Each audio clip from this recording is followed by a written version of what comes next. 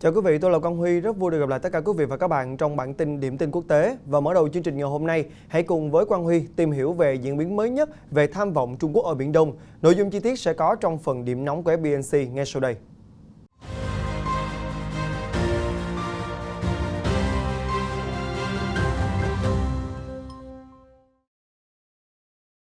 Như FBNC đưa tin, từ hôm nay ngày 1 tháng 9, luật hàng hải mới mà Trung Quốc vừa tự đặt ra sẽ bắt đầu có hiệu lực. Luật này yêu cầu tàu nước ngoài phải khai báo cho Trung Quốc khi hoạt động ở lãnh hải mà Bắc Kinh tuyên bố chủ quyền. Hiện chưa biết luật này được thực thi thế nào, nhưng theo giới phân tích, nhiều cường quốc đặc biệt là Mỹ sẽ không chịu kiểu xét giấy của Bắc Kinh. Tiến sĩ Colin Kaur, chuyên gia từ trường nghiên cứu quốc tế Rajaratnam ở Singapore, nhận định: "Tôi không chắc luật mới này có thể đem thi hành như thế nào. Nó làm tôi nhớ lại những gì đã xảy ra sau vụ Trung Quốc đơn phương tuyên bố ADIZ. Hồi năm 2013, khi Trung Quốc tuyên bố thành lập vùng nhận dạng phòng không ở Biển Hoa Đông, họ đã hứng chịu làn sóng chỉ trích mạnh mẽ từ các nước như Nhật Bản và Mỹ. Ông Colin Kaur cũng đánh giá luật mới này sẽ làm gia tăng nguy cơ bùng nổ xung đột với các quốc gia trong khu vực. Trả lời phỏng vấn tờ South China Morning Post, giáo sư Xi Jinhong từ Đại học Nhân dân ở Trung Quốc thừa nhận, bất kỳ quốc gia nào có tranh chấp chủ quyền với Trung Quốc ở Biển Đông và Biển Hoa Đông, cũng như các quốc gia phương Tây như Mỹ và Anh, đều sẽ không chấp nhận quy định mới trên. Đáng chú ý, tiến sĩ James Holmes, chuyên gia chiến lược hàng hải Đại học Hải chiến Mỹ, đặt ra hai vấn đề xung quanh động thái mới của Trung Quốc. Theo đó, điểm thứ nhất là các nước nên theo dõi cách Bắc Kinh xác định lãnh hải, xem có được như định nghĩa trong luật biển quốc tế hay không. Có phải Trung Quốc đang cố gắng mở rộng vùng biển như trong bản đồ đường lưỡi bò phi pháp? Điểm thứ hai, theo tiến sĩ Holmes, có vẻ như là Trung Quốc đang muốn thể hiện lập trường cứng rắn về chủ quyền trên biển. Ông nhận định trên thực tế, Bắc Kinh đang cấm các tàu thuyền nước ngoài không được phép đi vào lãnh hải nếu chưa xin phép. Theo ông James, điều đó mâu thuẫn với luật biển quốc tế quy định về quyền đi lại vô tội qua lãnh hải. Ông nói, Công ước Liên Hợp Quốc về luật biển quy định rõ ràng rằng tàu thuyền nước ngoài không cần xin phép hoặc thông báo trước khi cho chính quyền quốc gia ven biển trước khi thực hiện quyền đi lại vô hại. Vì vậy, theo ông, việc Trung Quốc tự đưa ra luật hàng hải mới dường như là một động thái nhằm xóa bỏ luật biển trong vùng biển. Nhiều khả năng, đây là cách để Bắc Kinh ngăn cản tàu quân sự của các nước hoạt động hợp pháp ở Biển Đông, khiến gia tăng căng thẳng khu vực. Trong khi đó, ông K.O. Sutter, cựu giám đốc bộ phận điều hành của Trung tâm Tình báo hỗn hợp, Bộ Tư lệnh Thái Bình Dương của Hải quân Mỹ, lo ngại quy định trên đánh dấu bước đi mới nhất của Trung Quốc trong việc giành kiểm soát Biển Đông. Ông Sutter phân tích, đó là cách mà Bắc Kinh thiết lập các tiền lệ pháp lý mới để thúc đẩy tham vọng lãnh thổ hoặc các lợi ích khác. Trong trường hợp này, Trung Quốc đang sử dụng luật mới của mình để chiếm đoạt khu vực Biển Đông nằm trong bản đồ đường lưỡi bò, dù yêu sách này đã bị Tòa trọng tài quốc tế bác bỏ vào năm 2016. Vừa rồi là phần điểm nóng của FBNC và tiếp tục chương trình sẽ là những diễn biến mới nhất về tình hình thế giới trong vòng 24 giờ qua. Thưa quý vị, đài CNN hôm nay đã dẫn lời giới chức quốc phòng Mỹ cho biết rằng quân đội nước này đã đạt được một thỏa thuận bí mật với Taliban để lực lượng này tháp tùng công dân Mỹ tới cổng sân bay Kabul di tản. Được biết rằng là Mỹ có đường dây liên lạc với Taliban trong nhiều năm vừa qua. Hồi tuần trước, thì giám đốc CIA William Burns còn bí mật gặp một lãnh đạo của Taliban ở Kabul. Mới đây, hãng tin Reuters đã cho hay Nga tuyên bố có thể sẽ xây dựng quan hệ đối tác với Taliban trong cuộc chiến chống khủng bố. Nói với đài CGTN của Trung Quốc, ông Andrei Kortunov, Tổng giám đốc Hội đồng các vấn đề quốc tế của Nga, cho rằng Moscow không loại trừ khả năng thiết lập hợp tác quân sự giữa Nga và Taliban. Về phía Trung Quốc, thì sau khi Mỹ rút quân, Bắc Kinh đã nhanh chóng chúc mừng thời khắc lịch sử này và khẳng định Afghanistan đã chính thức bước sang một trang mới. Hiện thì Đại sứ quán của Trung Quốc tại Kabul vẫn duy trì hoạt động và nước này đã sơ tán công dân khỏi Afghanistan từ nhiều tháng trước khi tình hình bất ổn diễn ra. Vừa qua, thì Ấn Độ đã có một cuộc gặp ngoại giao chính thức đầu tiên với Taliban kể từ khi lực lượng này giành quyền kiểm soát Afghanistan. Sau các cuộc thảo luận tập trung vào vấn đề an ninh, việc sơ tán công dân Ấn Độ bị mắc kẹt ở Afghanistan và việc đi lại của công dân hai nước. Liên quan đến căng thẳng giữa Mỹ-Trung, mới đây thì Bắc Kinh đã yêu cầu văn phòng thương mại Mỹ ở Thành Đô ngưng hoạt động. Theo Reuters, chưa có lý do cụ thể nào được đưa ra cho hành động trên, và theo giới chức Mỹ, việc này có thể liên quan đến quy tắc mới của Trung Quốc rằng nước ngoài chỉ được duy trì một phòng thương mại chính trị ở quốc gia này. Thưa quý vị, tờ South China Morning Post hôm nay đã đưa tin Đài Loan sẽ tổ chức 2 cuộc tập trận không kích và bắn đạn thật quy mô lớn kéo dài 5 ngày, hoạt động nhằm nâng cao khả năng tác chiến của hòn đảo trước các cuộc tấn công bằng tên lửa và máy bay chiến đấu của Bắc Kinh. Reuters hôm nay cũng cho hay rằng Thủ tướng Nhật Bản Yoshihide Suga đã bác khả năng giải tán Hạ viện để sớm tiến hành tổng tuyển cử, căn cứ vào diễn biến dịch Covid-19 hiện nay ở Nhật Bản. Tuyên bố này đã xua tan đồn đoán về việc ông đang cân nhắc giải tán Hạ viện vào giữa tháng 9. Trong một diễn biến khác, thì Sputnik News đã đưa tin Lầu Năm Góc vừa tuyên bố mở rộng hợp tác quân sự với Ukraine để chống lại sự xâm lược của Nga. Theo đó, thì Tổng thống Mỹ Joe Biden đã thông qua gói viện trợ quân sự mới trị giá là 60 triệu đô la Mỹ cho Kiev. Mới đây, Thủ tướng Ba Lan cho biết chính phủ của nước này đã yêu cầu Tổng thống ban hành tình trạng khẩn cấp tại hai khu vực giáp biên giới với Belarus khi Ba Lan đang phải đối mặt với tình trạng di cư bất hợp pháp tăng đột biến từ phía Belarus. Theo đề xuất, thì tình trạng khẩn cấp sẽ được áp dụng trong vòng tối thiểu là 30 ngày ở các vùng đó là Plosketsky và Lubelsky. Tiếp tục chương trình sẽ là một số thông tin đáng chú ý khác.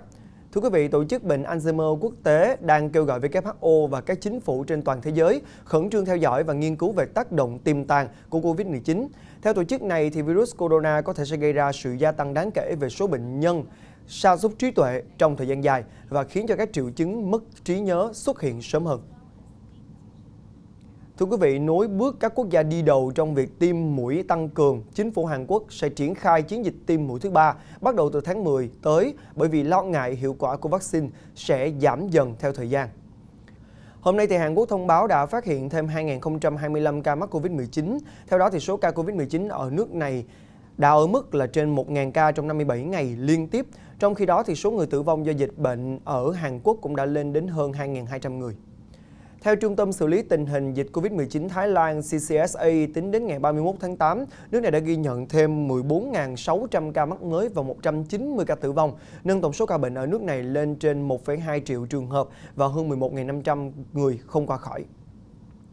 Vừa qua, Ủy ban chống tham nhũng Malaysia đã cam kết sẽ điều tra cáo buộc liên quan đến việc một số bác sĩ nhận hối lộ từ những người từ chối vaccine để có thể đổi lấy giấy chứng nhận đã tiêm ngừa. Hôm 31 tháng 8, các quan chức Nhà Trắng cho biết có khoảng 14 triệu người đã được tiêm mũi vaccine đầu tiên trong tháng 8, tăng hơn 4 triệu người so với tháng 7, giúp thúc đẩy mạnh mẽ tỷ lệ tiêm chủng toàn quốc. Thưa quý vị, Thủ tướng Ireland Michel Martin cũng mới đây cho biết rằng nước ông sẽ gỡ bỏ tất cả hạn chế chống Covid-19 vào tháng 10 tới sau khi triển khai đợt tiêm chủng được cho là thành công bậc nhất châu Âu. Đáng chú ý, thì Cơ quan Y tế Anh Quốc hiện báo cáo hơn 30.000 ca nhiễm Covid-19 mới mỗi ngày, bệnh viện đang trở nên quá tải và một số nghiên cứu cho thấy tác dụng bảo vệ của vaccine sẽ suy giảm sau một vài tháng kể từ khi hoàn thành tiêm liều thứ hai. Dù vậy, thì người Anh có vẻ như không bỡ ngỡ trước một giai đoạn mới của cuộc chiến trường kỳ với Covid-19 thì phải. Tại Israel, nước này đã ghi nhận ca nhiễm mới kỷ lục trong ngày vào hôm qua 31 tháng 8 với thêm gần 11.000 trường hợp mắc Covid-19. Số liệu được báo cáo khi biến chủng Delta đã lây nhiễm nhanh và các trường học đang chuẩn bị mở cửa trở lại. Kỷ lục trước đó của Israel là vào ngày 18 tháng 1, ghi nhận thêm gần 10.200 ca. Thưa quý vị, các nhà nghiên cứu Brazil vừa phát hiện rằng một phân tử trong nọc độc của một loài rắn có thể ức chế sự sinh sản của virus corona trong tế bào khỉ, đánh dấu bước đi đầu tiên trong nỗ lực bào chế thuốc chữa Covid-19. Cụ thể, thì nọc được chiết xuất từ loài rắn độc chết người Zararacassu thuộc họ rắn lục có thể ức chế sự sinh sản của virus corona trong tế bào khỉ đến 75%. Còn bây giờ, như thường lệ, sẽ là một số thông tin về kinh tế. Thái Lan vừa quyết định mở lại các quán ăn cũng như là trung tâm thương mại, sân vận động và công viên tại vùng đỏ đậm từ ngày 1 tháng 9. Theo giới chức nước này, thì đây là cách thích nghi để cùng tồn tại một cách an toàn với Covid-19. Bloomberg đã đưa tin ông Forrest Li, người đồng sáng lập kiêm chủ tịch và CEO của CLTD, công ty nắm sàn thương mại điện tử Shopee, đã trở thành người giàu nhất Singapore nhờ giá cổ phiếu tăng mạnh. Là một người gốc Trung Quốc nhập tịch Singapore, ông Li hiện sở hữu khối tài sản ròng là 19,2 tỷ đô la Mỹ, theo xếp hạng tỷ phú Bloomberg Billionaires Index. Thưa quý vị, tỷ lệ thất nghiệp của Nhật Bản đã giảm xuống 2,8% trong tháng 7, lần giảm trong tháng thứ hai liên tiếp. Bất chấp sự bùng phát trở lại của Covid-19 và tình trạng khẩn cấp thứ tư được áp dụng đối với đô thị Tokyo, theo dữ liệu của chính phủ cho biết vào hôm thứ Ba, 31 tháng 8. Trong khi đó, Nhật Bản cũng đã thành lập một cơ quan mới vào thứ Tư ngày 1 tháng 9 để nâng cấp và đại tu các hệ thống kỹ thuật số trên diện rộng của đất nước. Cơ quan này nằm ở trung tâm Tokyo và có khoảng 600 nhân viên, trong đó thì 200 người đến từ khu vực tư nhân. Thưa quý vị, vừa rồi là phần điểm tin nhanh về tình hình thế giới. Còn bây giờ, thưa quý vị, từ khóa đáng chú ý với hơn 100.000 lượt tìm kiếm đó chính là Military Dogs Left in Afghanistan. những chú chó nghiệp vụ của Mỹ bị bỏ lại sau khi quân đội Hoa Kỳ rời khỏi Afghanistan. Đài RT hôm 31 tháng 8 cho hay một tổ chức bảo vệ quyền động vật của Mỹ đã lên án mạnh mẽ Washington vì bỏ rơi một lượng lớn chó nghiệp vụ ở lại sân bay Kabul. Họ lo ngại những chú chó sẽ phải đối mặt với cái chết đau đớn vì bị Taliban coi là ô uế. Ông Robert Ganzer, chủ tịch tổ chức The American Humane Society, đã chia sẻ rằng tôi rất đau lòng trước các báo cáo cho rằng quân đội Mỹ đã rời khỏi Kabul nhưng lại để những người bạn đồng hành đầy dũng cảm ở lại, trước nguy cơ bị tra tấn và giết chết dưới tay kẻ thù. Ông Ganzer cũng còn nói thêm rằng những con chó dũng cảm này đã làm công việc nguy hiểm cứu mạng và xứng đáng với số phận tốt hơn nhiều so với số phận mà chúng phải chịu đựng. Trước đó thì trên mạng xã hội đã xuất hiện nhiều hình ảnh về một chú chó nghiệp vụ bị nhốt trong lồng, được cho là ở sân bay Kabul. Tuy nhiên, phát ngôn viên Lầu Năm Góc John Kirby đã khẳng định Bộ Quốc phòng Mỹ không để bất kỳ một con chó nào ở trong lồng. Ông nói thêm rằng những chú chó ở lại Afghanistan đã được đưa đến một tổ chức từ thiện địa phương có tên là Kabul Small Animal Rescue. Theo RT, tổ chức này cùng với một số nhóm khác cũng đã cố gắng đưa các chú chó lên một chuyến bay sơ tán, nhưng đã bị Lầu Năm Góc từ chối và ra lệnh thả chúng lại sân bay. Họ còn đăng một đoạn video trên Twitter ghi lại cảnh lực lượng nghiệp vụ này đi lang thang trên đường băng ở sân bay Kabul để xác nhận những tuyên bố trên.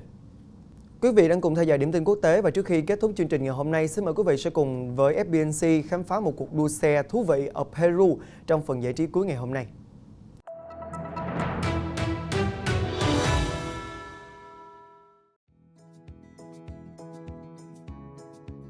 Một cuộc đua xe độc đáo vừa được tổ chức ở Peru giữa các ứng cử viên nặng ký như Son Goku của 7 viên ngọc rồng, hai nhân vật từ series Fast and Furious.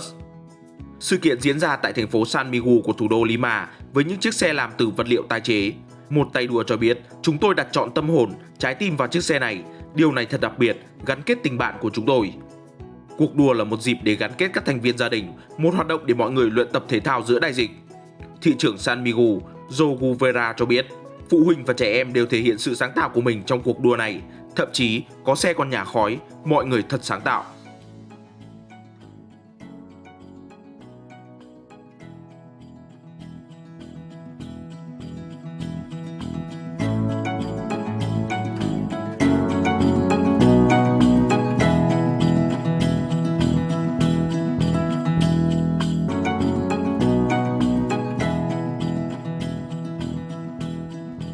Vâng, thưa quý vị, hình ảnh về cuộc đua xe thú vị vừa rồi cũng đã khép lại bản tin điểm tin quốc tế ngày hôm nay. Cảm ơn quý vị đã quan tâm theo dõi. Chào tạm biệt và hẹn gặp lại vào lúc 20 giờ tối ngày mai trên các nền tảng của FBNC nhé.